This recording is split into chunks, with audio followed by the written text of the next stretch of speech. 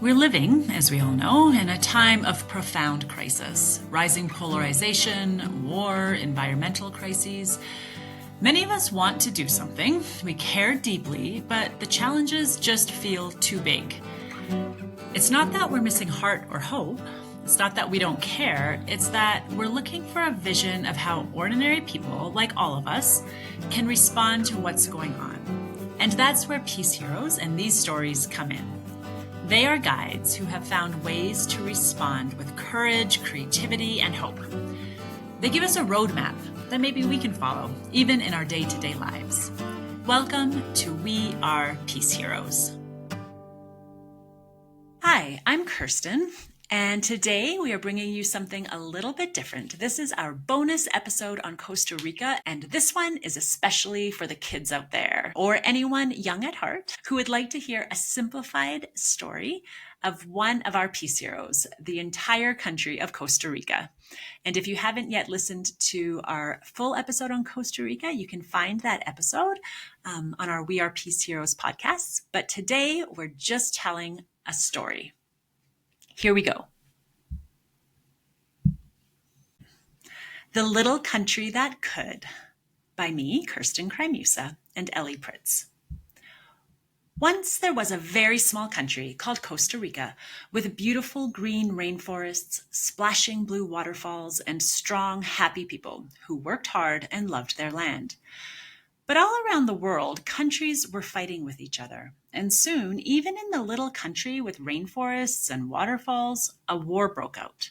The people started fighting against each other, which made everybody very sad and scared. Costa Rica said, "This has to stop. When my people fight, they put all their energy and money into trying to win and hurt other people, and they don't have time to care for each other. No more fighting, no more armies, no more big weapons." So Costa Rica decided she'd rather have teachers and doctors instead of soldiers. And she decided to take all that money she'd been spending on her army and use it to build schools and plant trees and buy medicine. This made the people very happy. All around Costa Rica and all around the world, other countries kept on fighting each other and hurting each other. All these bigger countries laughed and said, "You can't survive without an army. You'll never be safe." These countries made their armies bigger and spent more money on more soldiers and more weapons. And then other countries saw those bigger armies and said, "Oh no, now we won't be safe." So they made their armies even stronger and their weapons even bigger. Some of the people living in those big, strong countries said, "We're hungry and we're always fighting, so we never have time to go to school. And all of our trees are being cut down to make more money, so all of our birds and animals are dying." Their leaders said, "Don't bother us. We can't help you right now. We're busy fighting to keep you safe. We need bigger armies so you can be happy." But the people didn't feel happy at all. And as they watched more and more soldiers come to their country and more weapons facing their way, they didn't feel safe either.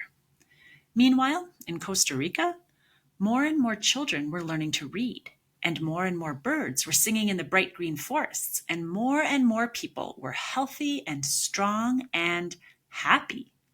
They didn't have to worry so much about their neighbors coming to steal their food from them because their neighbors had enough food. And they didn't have to worry about their children dying in a war because their country didn't go to wars, so their children were growing up to be teachers and farmers and doctors. Even when other big countries banged on Costa Rica's door and said, "You have to let our armies walk through your country because we're in a war. We'll give you lots of money if you let us in." Costa Rica said, "We don't need your money. We have enough. We don't want any soldiers or weapons in our country because then we wouldn't feel safe anymore." When other countries saw how happy and safe and healthy Costa Rica was, they were jealous and wished they could be happy and safe and healthy too. "You can," said Costa Rica. "Get rid of your armies and throw away your weapons and use your money to care for your people." But the big countries said, "We could never do that. We wouldn't be safe." So instead, they kept fighting. Costa Rica felt very sad when she watched these other countries, so she never gave up telling anyone who would listen that peace was possible. Then, one day, some of Costa Rica's neighbors knocked on her door and said, We are so tired of fighting, but we don't know how to stop. Can you help us?" And sure enough, Costa Rica helped these countries stop fighting and showed them how to spend their money and energy caring for their people and their beautiful land instead of buying more weapons. And you know what? That made Costa Rica feel even safer and happier. Costa Rica was glad she could share her peace with the countries around her. She kept hoping that more countries all around the world would follow her example and care more about their people than the strength of their armies. Costa Rica smiled at her beautiful green rainforests, splashing blue waterfalls, and strong, hard-working people who lived in peace and loved their land. And Costa Rica was very happy. Thank you so much for joining us, because we believe that peace isn't just a dream, it's a choice and it's a path. And it starts here with the stories we choose to tell and the actions we choose to take.